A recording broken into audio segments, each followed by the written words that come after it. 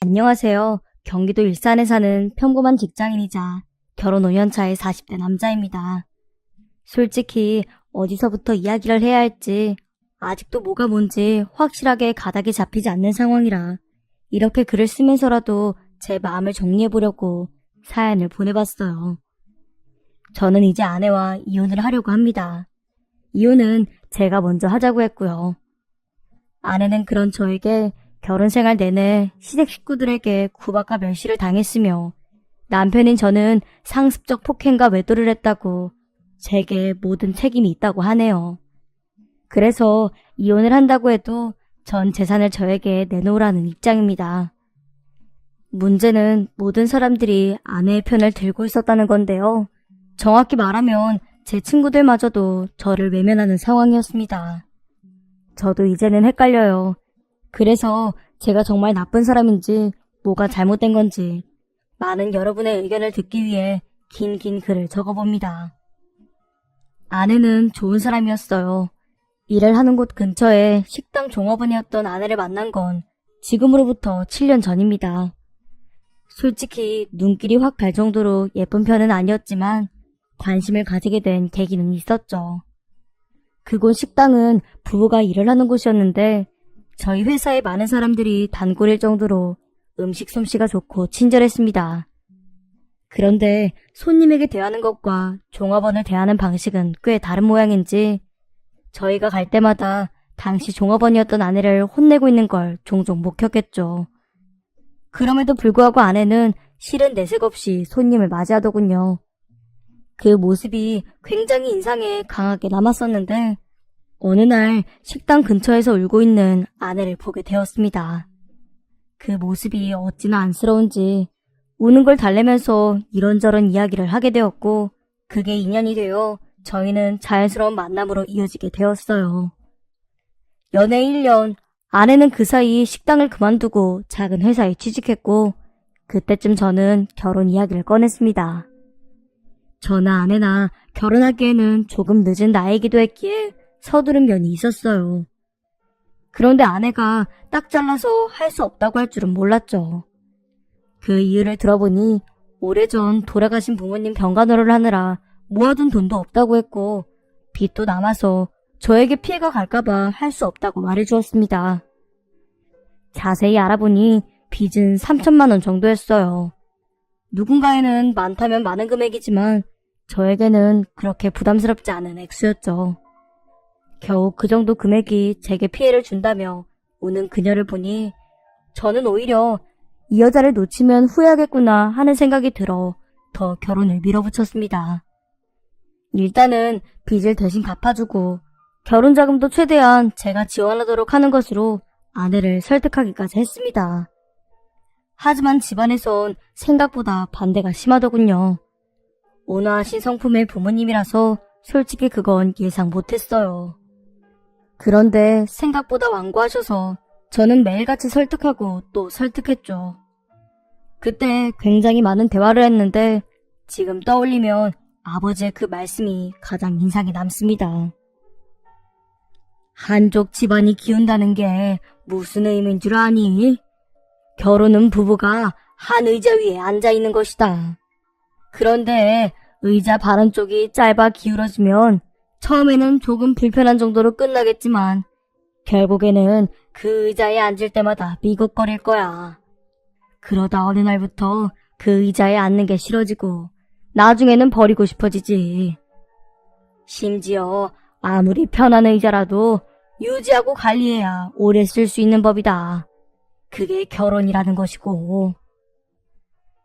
그때는 그런 이야기가 뭘 의미하는지 잘 몰랐는데 지금 생각해보면 조금은 알 것 같습니다. 그럼에도 그 당시에는 사람만 좋으면 되는 거지 하고 생각했죠. 어머니는 아내가 어딘가 어둡다는 이상한 이유를 붙여서 딱 잘라 저희의 결혼은 물론이고 교제 자체를 반대하셨죠. 아내는 그때 마음을 많이 다쳤는지 저와 헤어지려고까지 했다고 합니다. 결혼까지 가는 과정은 제 입장에서도 어렵고 답답한 일이었어요. 그래도 이런 부분에서는 제가 문제를 해결하는 게 옳다고 생각했죠. 그래서 저는 어머니와 아버지께 그동안 아내가 저에게 써준 편지들을 주었습니다. 그리고 이런 여자를 놓치는 게 맞는지 생각해보라고 하고 한참의 시간을 주었죠. 편지의 내용은 아내의 일기나 다름없었습니다. 그 속에는 그간 병간호를 어떻게 했는지, 부모님이 돌아가신 동안 빚을 어떻게 변제했고 앞으로의 미래는 어떻게 구상 중인지 적혀 있었어요. 편지 내용을 읽은 아버지는 마음이 통했는지 흔쾌히 허락을 하셨고 어머니는 마지못해 승낙을 해주셨습니다. 저희는 그날 뛸 듯이 기뻤어요. 부모님의 축복을 받는 결혼식이 아내의 꿈이기도 했기 때문이죠. 어머니는 허락에 조건을 걸었습니다.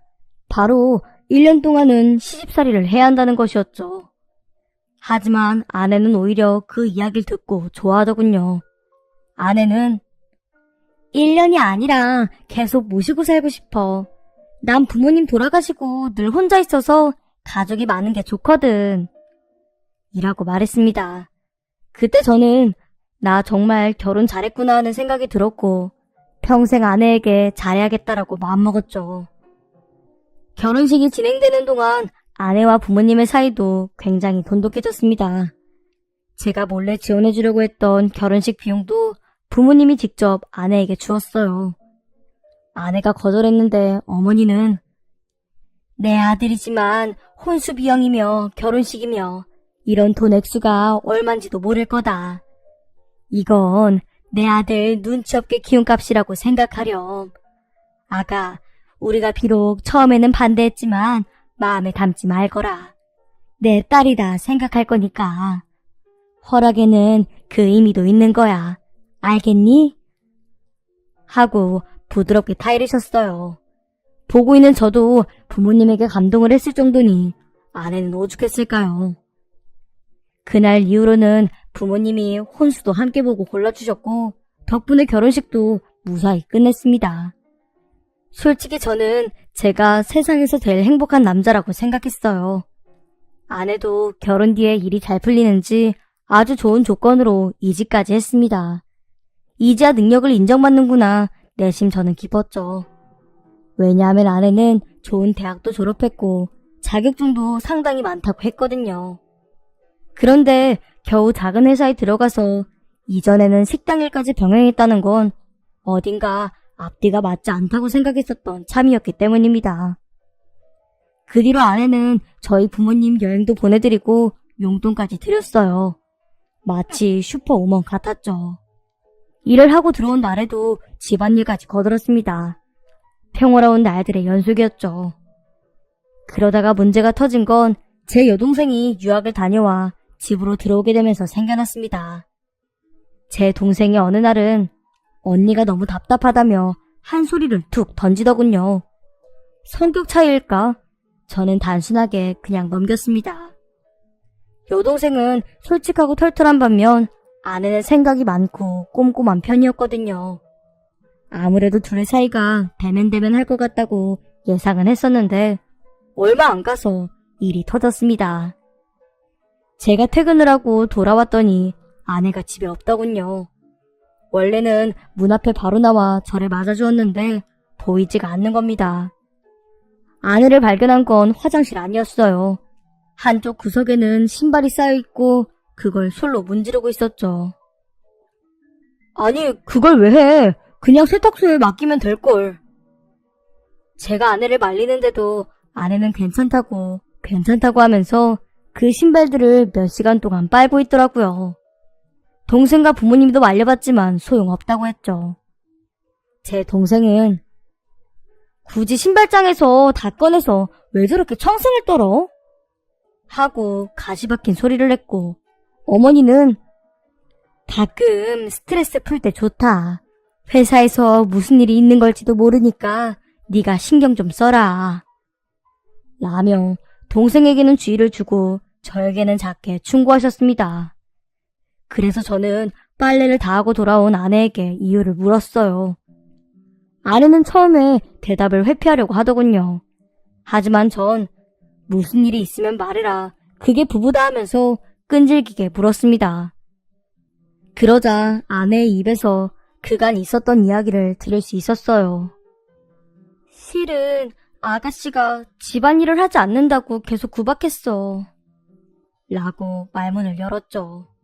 저는 설마 하고 생각은 했지만 빨래도 그렇고 괜한 소리를 할 사람이 아니니 자초지종을 정확히 설명하라고 했습니다. 그러니까 아내의 말로는 제 동생이 들어온 뒤부터는 퇴근을 한 뒤에 한 번도 쉬지 못하고 집안일을 해야 했다고 하더군요. 한 날은 집안 식기들을 다 끄집어 내놓기도 하고 이불 빨래를 잔뜩 쌓아 놓기도 하고 선풍기 청소까지도 시켰다는 겁니다. 보통은 제가 오기 전에 일을 끝내려고 했는데 오늘은 그러지 못했다고요. 아내가 이런 모습 보여주고 분란을 일으키고 싶지 않았어. 라고 하는데 정신이 아득해졌어요. 성격의 차이로 가끔 다툴 수도 있겠다는 정도로 가볍게 생각한 제 자신을 원망했고 아내에게는 미안하다고 주의를 주겠다고 했죠. 하지만 아내는 그런 저를 잡고는 괜찮아. 그런데 내가 더 서운한 건 어머니도 아버지도 그게 맞다고 생각하는 거야. 나 정말 당신 부모님이지만 내 부모님처럼 모시면 날 딸처럼 대해주실 거라고 생각했는데 진짜 딸은 아닌가 봐. 하며 서럽게 우는 겁니다. 너무 속이 상하더군요. 저는 아내를 안아서 달래주었습니다. 막상 이 상태에서 부모님과 동생을 잡고 따지는 것도 이상했을 테니까요. 그러면서도 결국 나도 이런 남자밖에 안 되는구나 하며 어디서부터 어떻게 고쳐야 할지도 몰라서 한숨만 푹푹 쉬는 제 자신이 한심하게 느껴졌습니다.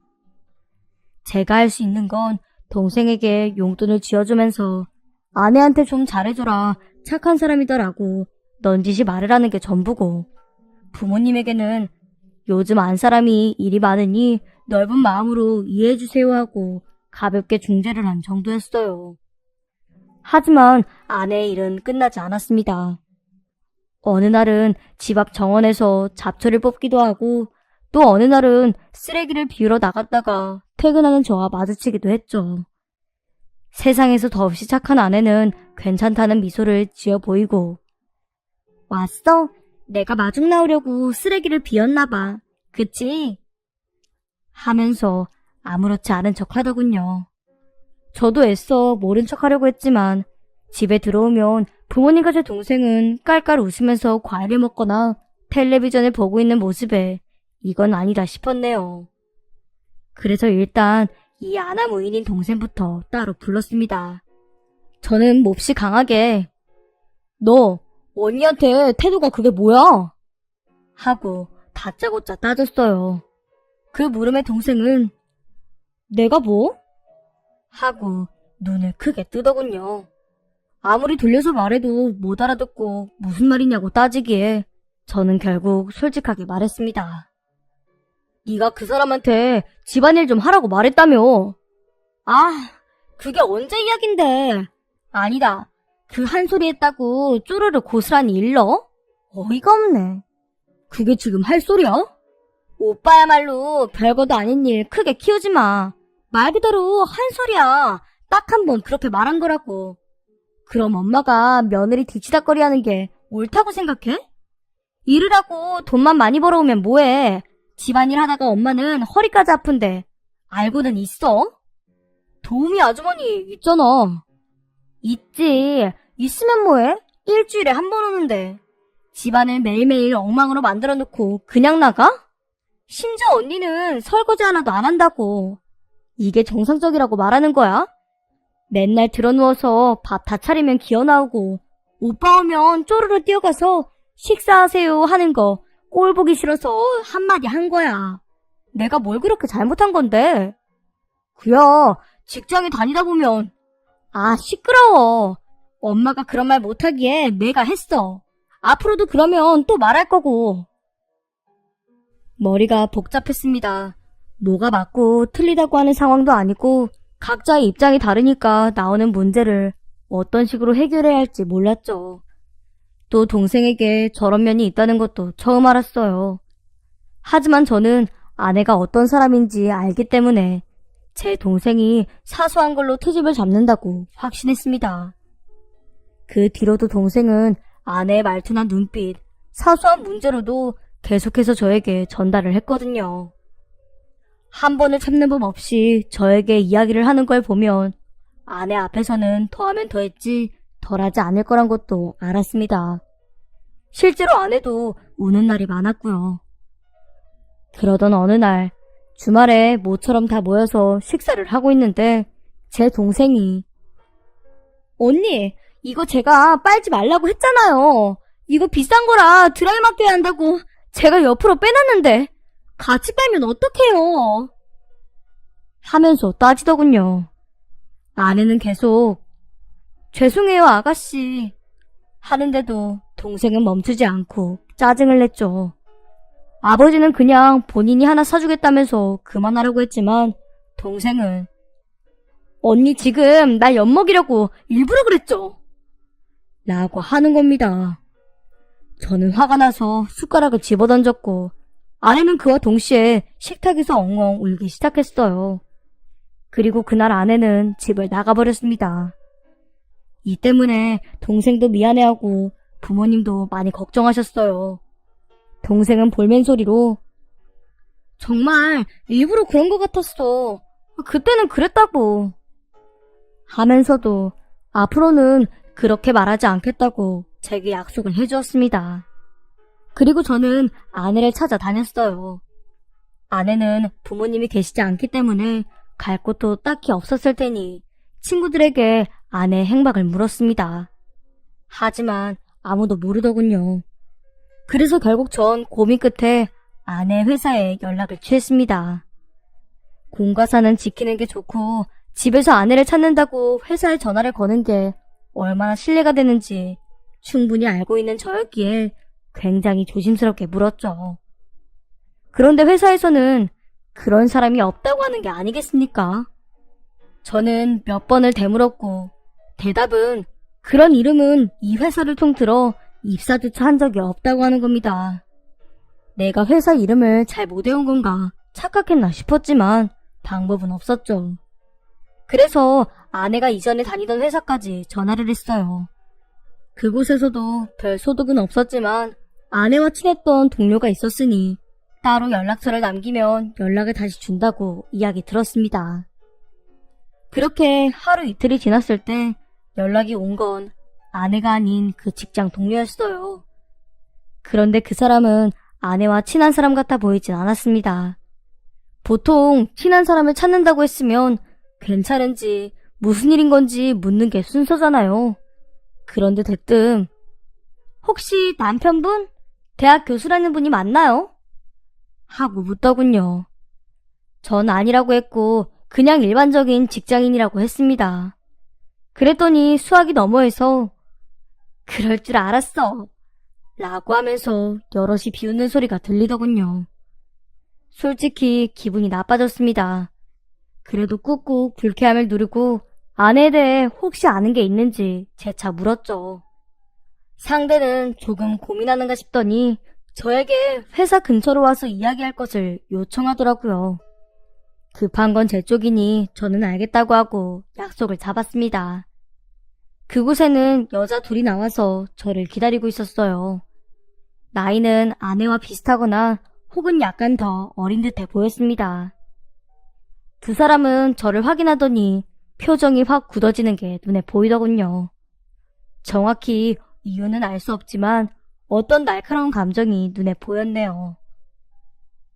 저를 보자고 하신 이유가 하고 제가 겨우 입을 열자 기다렸다는 듯이 여자 둘이 아내에 대한 이야기를 하기 시작했습니다. 말이 길어서 요약하자면 직장 동료들은 아내를 회피형 인간이라고 말하더군요. 회피요? 네, 전형적이라고 할 수 있죠.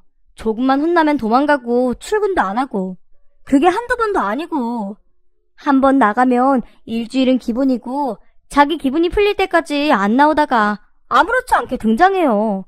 그래서 잘린 거고요. 그리고 저번 달인가? 갑자기 결혼한다고 하면서 잠시만요. 저번 달이라고요? 저랑 결혼한 지 6개월이 좀 넘는데요. 걔 말을 믿어요? 믿지 마세요. 어차피 저희도 거짓말인 거 아니까. 처음에 회사에 들어왔을 때도 수도권 4년제 유명 대학 나왔는데 집안 사정 때문에 들어왔다고 했거든요. 처음에는 와 대단하다 했죠. 그런데 알고 보니 고졸이더라고요. 저희 회사에서 증명서 제출하라고 해서 그렇게 알게 된 거죠. 그리고 결혼 상대도 재벌이고 건물도 몇 채가 있고 심지어 대학 교수라고 자랑했어요. 그래서 저희가 확인하러 온 거죠. 직접. 저는 불쾌해서 그 자리를 박차고 일어났습니다. 아내가 어디 있는지 알 수 있을까 해서 나간 자리에서 실컷 이상한 소리만 늘어놓으니 참을 수가 없었거든요. 그 여자들은 그런 제 뒤통수에 대고 그 여자 조심하세요 하는데 손이 부들부들 떨릴 정도였죠. 그런 기분으로 도착한 집에 아내가 있었습니다. 전 단숨에 아내에게 달려가 어디 있었냐고 왜 연락도 안 받았냐고 작게 화를 냈어요. 그러자 어머니가 대신 죽은 어머니 아버지 산소에 다녀왔다고 하더구나. 가여운 것. 하고 대답해 주셨죠. 동생도 아내에게 미안하다고 사과를 했고 아버지는 차를 한 대 뽑아주겠다며 기분 풀라고 도와주시더군요. 이에 아내는 잘못했다면서 너무 힘들었다고 그 자리에서 눈물을 보였습니다. 하지만 찜찜한 기분은 가시지 않았습니다. 특히 회사에 아내가 다니지 않는다는 건 마음에 걸렸죠.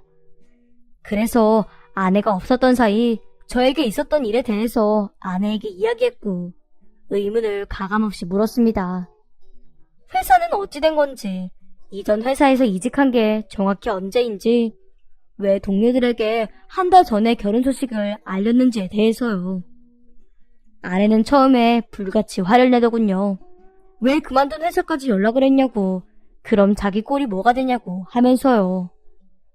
하지만 그것도 잠시 아내는 자신의 이야기를 털어놓았습니다. 사실은 나 이전 회사에서 왕따를 당했어.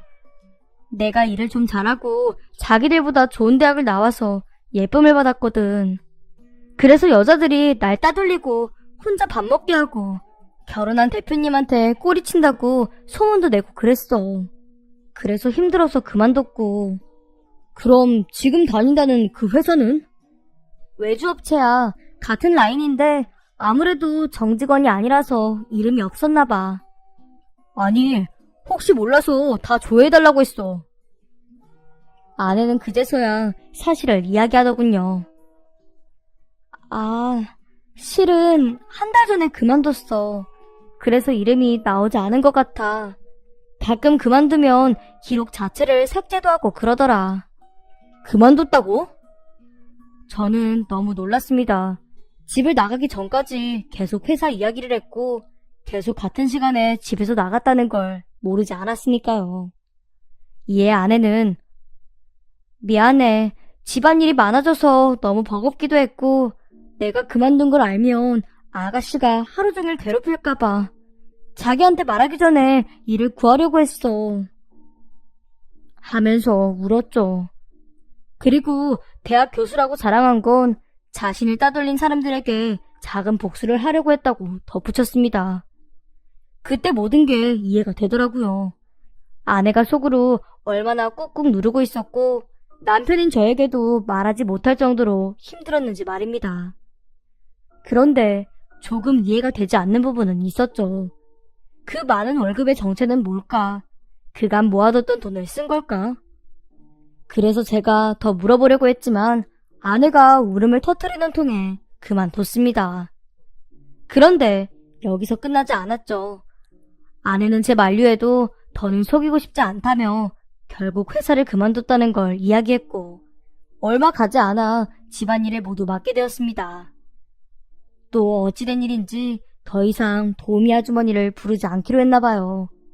저는 어머니에게 그깟 돈 얼마나 한다고 도우미 아주머니 그냥 부르지 그랬냐고 말을 해봤지만 그냥 두고 봐라 알아서 잘할 거다라고 이야기할 뿐 더는 이야기를 하기 꺼려하셨습니다. 솔직히 굉장히 실망스러웠어요. 정말 부모님도 동생도 아내를 가족이라고 생각하지 않는 건가? 하는 생각만 들었죠. 그렇게 극단적으로 생각할 수밖에 없는 게 저희 집은 굉장히 넓고 2층까지 있습니다. 그렇기 때문에 혼자서 집안일을 하는 건 무리이고 정원도 주기적으로 관리를 하는 사람이 있어야 해요. 그런데 혼자라니. 이 문제로 저도 부모님도 몇 번 다툼이 있었네요. 하지만 아내는 그래도 늘 씩씩하게 일을 하려고 했습니다. 전 그런 아내에게 잘하려고 했고 부모님도 마음이 좀 누그러지셨는지 집안일을 거들어 주시기까지 했죠. 동생도 마찬가지고요. 그런데 어느 날 갑자기 아내가 사라졌습니다. 어떤 사건 사고도 없었는데 기가 찼죠. 예전과 똑같이 전화기는 꺼져 있고 친구들도 모른다고 발뺌을 하더라고요. 왜 발뺌이라고 생각했냐면 이전에는 못 느꼈지만 꼬집어 설명하기 힘든 묘한 느낌이 있었습니다. 사라진 아내에 대해 함께 걱정하는 게 아니라 어떤 짜증이 섞인 듯한 말투로 전 정말 모른다고요 하고 툭 끊어버리는 걸 보면 확실하지 않나요? 그래서 이번엔 저도 아예 포기해버렸습니다. 집안은 난리가 났죠. 도우미 아주머니를 급하게 구하지도 못했고 집안일은 어머니와 동생이 하고 아버지는 정원을 관리해야 했죠. 모두가 화가 난 상태였고 저도 마찬가지였습니다. 어쩌면 전 회사의 직원들이 말한 이야기가 맞을지도 모르겠다는 의심이 들 무렵 아내는 2주 만에 모습을 나타냈습니다. 하지만 아내의 말에 저희 가족 모두는 미안하다라고 해야 했어요. 그럴 수밖에 없었죠. 왜냐하면 아내는 임신을 한 줄 모른 상태로 집안일을 하다가 하혈을 했고 알고 보니 유산을 했다고 했기 때문입니다. 저희는 모두 충격을 받았고 아내의 얼굴을 보니 말이 아니더군요. 아이를 잃은 슬픔을 견딜 수가 없었다며 삶의 의욕조차 잃었다며 오열하는 아내를 보고 너무 미안한 마음이 들었습니다. 이 일로 부모님은 저희를 조금 빨리 분가시켜 주시겠다고 하셨어요. 내심 아내가 편안하게 쉴 수 있는 장소가 있어야 집을 나가는 일도 적어지겠다. 이런 결론을 내리신 거겠죠. 그렇게 저희는 집에서 1시간 거리 정도 멀어진 여기 일산으로 이사를 오게 되었습니다. 아파트라서 관리하기도 편하고 주변에 마트며 영화관이며 호수공원 같은 이런저런 시설도 잘 갖춰져 있고 제 직장과 약간 멀어진 걸 빼면 흠잡을 곳이 없었습니다. 또 아내 역시 일자리를 다시 구해서 이전처럼 회복이 되는 것 같았죠. 서울과 일산을 오가며 출퇴근을 하기 때문에 아내를 데려다주고 데리러 가는 일도 많아졌고 저희는 이전보다 사이가 많이 좋아졌습니다. 부르면 달려가고 전화하라고 하면 바로 전화도 해서 친구들이 저를 팔불출이라고 놀릴 정도였죠. 확실히 분가를 하니 자유로운 기분이 있었습니다. 저나 아내나 사람들과 만나서 함께 어울리고 술도 한잔하고 그런 날이 많아졌죠. 그런데 문제는 아주 사소한 부분부터 시작이 되었어요. 수건이나 양말, 휴지가 다 떨어져서 항상 제가 그걸 사러 나가야 했다는 겁니다. 빨래는 산더미로 쌓여있고 수건은 몇 번을 새 걸로 구매를 해도 계속 모자랐죠. 알고 보니 아내는 한 번 샤워를 하면 평균 수건을 4장을 쓴답니다. 머리 2장, 몸, 발 각각 1장이요. 즉 하루에 2번을 샤워를 하니까 하루에 8장을 혼자 쓰고 있는 거죠. 그렇다고 빨래를 하는 것도 아니니 제가 집안일을 하지 않을 수가 없게 된 것입니다. 물론 저희 둘 다 함께 직장에 나가기 때문에 함께 일을 하는 것에는 불만이 없습니다. 하지만 그게 늘 저만 하는 거라면 문제가 있죠. 이 문제로 몇 번 작게 다퉜는데 아내가 또 집을 나갔습니다. 차마 부모님에게 말을 못하겠더라고요. 그래서 동생을 불러 술 한잔 먹으면서 털어놨습니다. 부모님에게는 걱정하실 테니 말하지 말라고 당부했고요. 평소에 아무 말이나 생각나면 막 내뱉는 동생이라 욕이라도 튀어나올 줄 알았는데 동생은 의외로 잠잠하게 듣고만 있더군요. 그러더니 동생은 내가 정말 이런 말까지는 하지 않으려고 했는데 오빠 바람 펴? 그런 거야? 하고 저를 노려보더군요. 저는 너무 당황스러워서 어이가 없다라고 말하고 넘기려고 했지만 동생은 그냥 해본 말이 아닌 것처럼 다시 물었죠. 아니 대체 바람이라니? 무슨 근거로? 언니가 바로 얼마 전에 연락 왔어. 오빠가 집에 안 들어오고 외박한다고. 제 두 귀를 의심했어요. 외박이라니. 물론 집에 들어가지 않은 적은 있습니다. 단지 아내와 함께 있었을 때가 전부고요. 친구들과 술자리를 가지고 근처에서 자고 간 적도 있었죠. 전 억울함을 바로 표시했고 동생은 저에게 사진 한 장을 보여주더라고요. 제가 모텔로 들어가는 사진이었습니다. 어딘지 어떤 상황이었는지 확실히 기억이 났죠. 저는 답답해서 가슴을 치며 이거 주차할 곳이 없어서 내 친구가 모텔에 주차한 거고 바로 뒤에 안 사람이랑 다른 친구들도 같이 있었어 라고 대답했습니다. 말을 하면서도 제 머릿속은 실타리처럼 점점 꼬여만 갔습니다. 대체 왜? 이 사진을 본인도 모르지 않을 텐데. 저는 이해할 수 없어서 미쳐버릴 것 같았습니다. 언니가 보낸 건 아니야. 모르는 번호로 왔어. 난 솔직히 이걸 어떤 식으로 받아들여야 할지 몰랐는데 언니가 때마침 나한테 오빠가 바람난 것 같다고 말했던 거고. 여동생은 저렇게 말하면서도 의심은 거두지 않았어요. 아무래도 자신도 여자기 때문에 저보다는 아내의 말을 더 신뢰하는 것이겠죠. 그래서 저는 사진에 함께 찍힌 친구에게 직접 전화도 걸어서 확인시켜줬습니다. 친구는 어이없어하며 동생에게 그 상황을 저와 똑같이 설명해 주었죠. 그러자 동생은 다행이라며 자기가 얼마나 걱정하고 원망도 했는지 모른다며 크게 숨을 내쉬더라고요. 오해는 풀렸지만 저는 그대로였습니다. 설령 제가 바람을 피우는 것 같다고 의심을 했다고 해도 상황을 해결하려는 게 아니라 이런 식으로 또 집을 나가는 건 아니라고 생각했어요. 그런데 동생도 뭔가가 찜찜한지 우물쭈물 하는 겁니다. 제가 말을 해보라고 하니 뭔가 이상하긴 하단 말이야. 분명 내 명품 셔츠랑 실크 잠옷 내가 빨래통에 넣어놓지도 않았는데 그걸 장롱에서 가져가서 빨래를 한 거라니까. 아무리 생각해도 그렇거든? 그때는 그냥 내가 몰랐나? 다른 옷에 딸려 들어갔나? 이런 생각해서 미안하다고 하고 말았지만 난 그거 아닌 것 같아. 하고 그때 사건을 꺼냈죠. 착각일 수도 있지. 그걸 빨아서 이득 볼 게 없잖아. 그래, 그럴 수도. 근데 그런 건 좀 있어.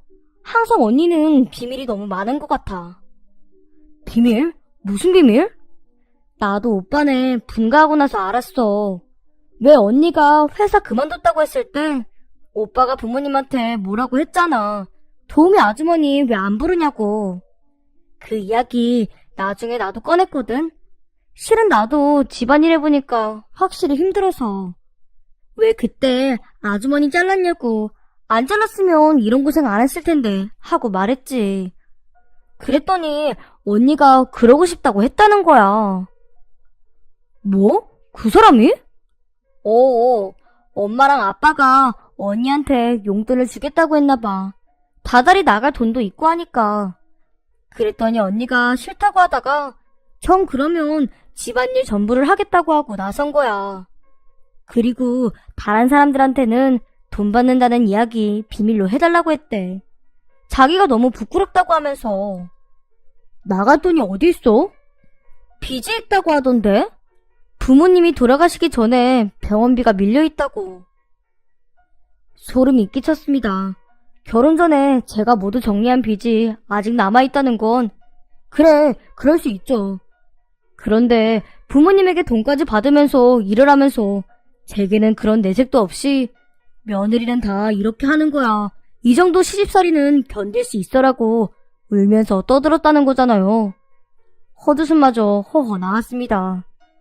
그래서 저는 이제까지 아내가 신발 빨래며 이불이며 식기 정리까지 했던 모든 일에 대해서 물었고 정말 아내가 스스로 했다는 걸 알게 되었죠. 내가 그때 몇 마디 한 것도 참다가 말한 거야. 오빠랑 언니 나가고 엄마가 매일매일 빨래를 돌리고 또 돌리는데 그 중에 절반 이상이 언니가 내놓은 거였어. 수건을 하루에 몇 개를 내놨는지 몰라. 그래서 엄마 손목의 통증 때문에 치료받고 그랬단 말이야. 집에 건조기 있고 세탁기 있다고 쉽게 생각하지 마. 그거 널고 꺼내고 하루 종일 해봐. 난 우리 집에 무슨 목욕탕 같았다니까?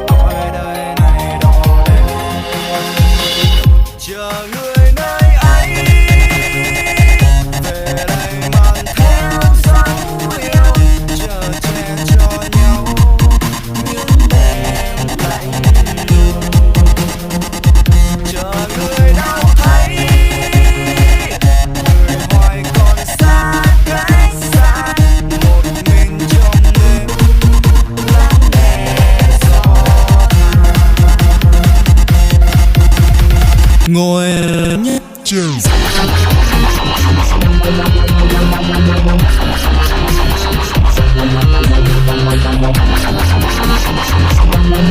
ngồi ngủ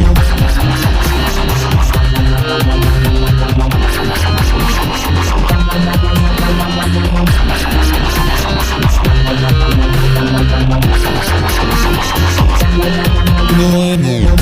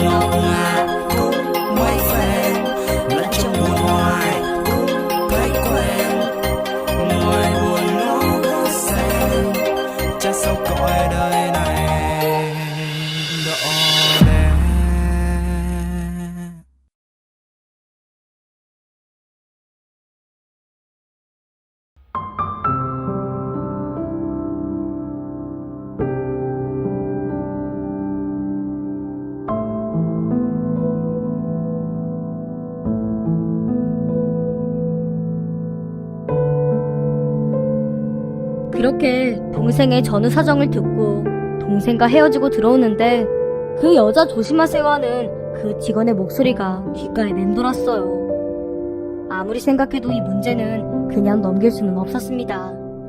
그렇다고 뾰족한 방법도 저에게 그런 걸 가르쳐줄 사람도 없었으니 해답이 떠오르진 않았지요. 제가 할 수 있는 최선은 아내와 이야기를 제대로 해봐야겠다는 정도였기에 아내와 평소 가장 친하다는 친구를 찾아갔어요. 어차피 전화로는 이야기해주지 않을 걸 알기 때문에 무작정 집 앞에서 기다렸습니다. 아내의 친구는 저를 보자 미간에 주름을 잡고는 저를 못 본 채 하며 집으로 들어가려 했어요. 저는 차마 잡지도 못하겠어서 제발 좀 가르쳐주세요. 라고 외쳤습니다. 아내의 친구는 이전에도 함께 어울린 적이 있어서 성격을 알고 있어요. 제 동생과 비슷하지만 좀 더 불같은 느낌이죠. 저는 고개를 푹 숙이고 있는데 그때 그녀가 제 앞에 섰습니다. 여자 패는 남자 새끼들은 왜 항상 이런 식이야? 때리고 미안하다고 빌고 또 찾아오고 끈질기게 연락하고 경찰에 신고하기 전에 얼른 내 집, 아니 내 동네에서 사라져라? 아내의 친구는 저를 아내를 때린 놈으로 알고 있더군요. 저는 아니라고 했지만 믿지 않았고요. 이제까지 제가 아내의 폰으로 수없이 전화하는 걸 자신이 봤다고 하면서 제 말을 믿지 않았습니다. 아내가 집을 나가버렸으니 전화를 거는 건 당연하지 않습니까? 그 자리에서 계속 대화를 시도했지만 저는 이미 바람도 피우고 폭력도 행사하는 그런 남자였고, 아내는 힘든 집안 사정 때문에 시댁에서 무시하고 구박당하는 가여운 아내가 되어 있었죠. 결국 어떤 결론도 내리지 못하고 세상에서 가장 착한 아내를 때리고 기만한 세상에서 가장 나쁜 남편인 저는 집으로 돌아와야 했어요. 그 뒤로 제가 선택할 수 있는 것은 하나밖에 없었습니다. 흥신소, 이게 답이라고 생각했어요. 뭐가 진실인지도 이제는 모르겠고 답답한 마음에 의뢰를 했습니다. 그리고 얼마 뒤 알게 된 사실은 충격 그 자체였습니다.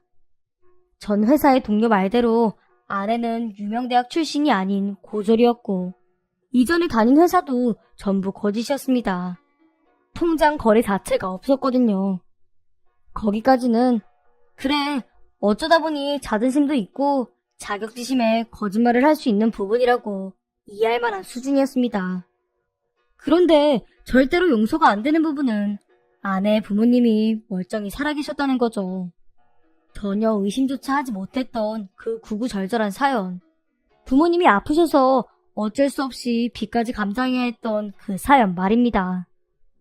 흥신소 직원은 어디 있는지 소재까지 파악해주겠다 했지만 저는 그 뒤는 궁금하지도 않았어요. 더 알고 싶지도 않았죠. 하지만 문득 딱 하나가 더 알고 싶었습니다. 아내가 유산했다고 한 것도 거짓말인지 말이에요. 다시 얼마의 시간이 더 흐른 뒤 그건 역시 거짓말이라는 것이 밝혀졌습니다. 그제야 맥이 딱 풀리더군요. 아내가 집에 다시 들어왔을 때 전 그 여자와 한 공간에서 숨 쉰다는 것 자체가 불쾌했습니다. 제 반응이 영 마음에 들지 않는지 아내는 또 울더군요. 하지만 이제 그 눈물이 가짜라는 걸 알았기에 이전처럼 가슴이 아프지도 않았습니다. 대신 저는 천천히 정리를 시작했어요. 일단 부모님과 동생에게 상황을 설명했고 이혼하기로 마음 먹었으니 아내에게 금전적인 부분의 지원은 일치하지 말아달라고 이야기했죠.